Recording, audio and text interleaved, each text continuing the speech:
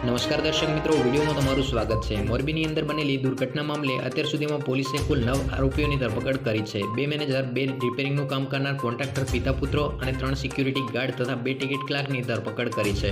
તો મિત્રો, આપને વધુમાં જણાવી દઈએ કે અત્યારે મોરબી દુર્ઘટનામાં પોલીસની કાર્યવાહીનો ધમધમાટ ચાલી રહ્યો છે। પોલીસે અત્યાર સુધીમાં 9 આરોપીઓની અટકાયત કરી છે, જે તમામ આરોપીઓને મોરબી સિવિલ હોસ્પિટલમાં લાવવામાં આવ્યા છે।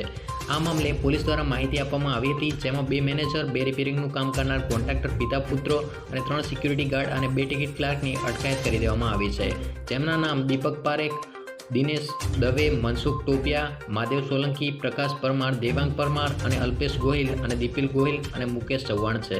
તો મિત્રો, આ રીતે 9 આરોપીઓની ધરપકડ કરવામાં આવી છે અને જવાબદારો સામે કાયદેસરની કાર્યવાહી કરવામાં આવશે તેવું ગૃહ રાજ્યમંત્રી હર્ષ સંઘવીએ જણાવ્યું છે।